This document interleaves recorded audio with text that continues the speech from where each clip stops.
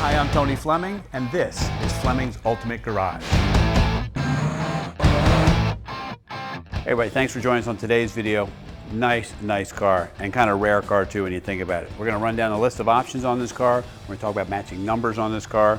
We're going to talk about original color codes on this car too, because you know those are the kinds of things that make collectible cars collectible. The more things that you can check off on that list, the more that, first off, that it's obviously authentic, worth a little bit more money, and those cars typically escalate in value a lot faster than the ones that have had an engine change or transmission change or color change, interior change, or whatever. So this car started life as a Cortez silver car. It's coded as a 986, which is a number on the plaque there to show you the original code. We had this car repainted, and I'd like to show you the quality of the paint, because I think it came out really nice. We redid some of the chrome that was on it, but it was a frame-off restoration when we got it, but it had just been sitting for a while and had enough cracks and things like that, just deterioration of paint. The underneath was great, but the exterior was not so beautiful.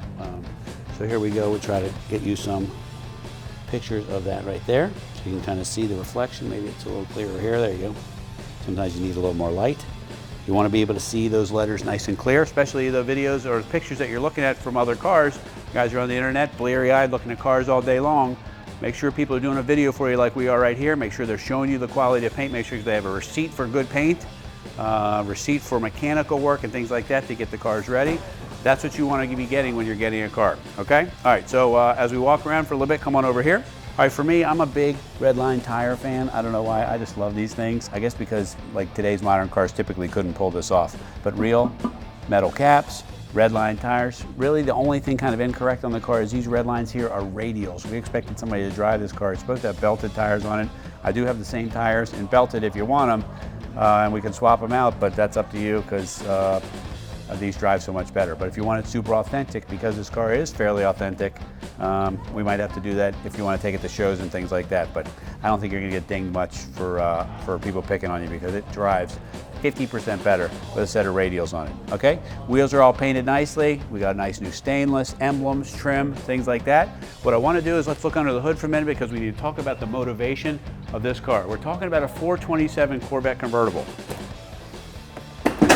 All right, let's check out the motivation. This is kind of cool because, you know, you're talking about 69, right? 69 is the go fast era. We're not adding things to slow us down. In this case here, we're going with the 427 engine, almost 400 horsepower rated from the factory. All right, a lot of people ordered this big motor. Well, first off, not a lot of people ordered this motor, but a lot of people ordered this engine because they wanted to get air conditioning. Air conditioning was a very expensive option for its time. You know, it was probably 10% of the price of the car. And in modern terms, that'd be like adding $4,000 or $5,000 to the price of a car today in relation. So that's why so few people got it. But look at the detail under here, because I want you to see that. Ignition shielding's all in place, okay? All of the new vacuum lines are labeled correctly. Details as far as like Delco filters, wiring in here that's nice and clear. The engine's painted properly, got the right intake manifold with the GM firing order on it. Just little stuff like that. You know, I don't know, this is the kind of car that you're getting. The suspension's all detailed here. All the pieces are painted. All the coil wires for a part of the air conditioning system, the vacuum system for the headlights. Just nicely done. We do have matching numbers, engine and transmission and rear end. And you know, when you're talking about a 4-speed Corvette convertible, matching numbers, air-conditioned car, it's a pretty cool thing, and it's a mouthpiece. All right, Corvette styling. There's no mistaking this car for what it is. If I was to cover up these letters, even take them off, this car could drive down the road anytime, and people would know right away that that is a Corvette. And that's why people buy them. Look at this beautiful figure, especially the way it comes tapered in. The exaggerated bulges throughout. It's still a great body style, and that's why it's soldiered on from 68 all the way to 82. That's a long run for a car, 14 years to be almost identical, right? All right, let's take a look at the top for a second too. And the one thing I wanted to tell you is this is nice and new too. Oops. I wanted you to see back here. Not sure what vintage these speakers are. Piece of dirt. What vintage these speakers are, but they look pretty old. But look how nice the carpet is.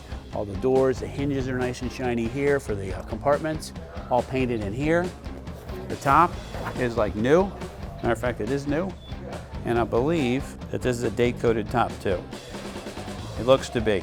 Can't swear for sure, but it looks to be a date-coated top.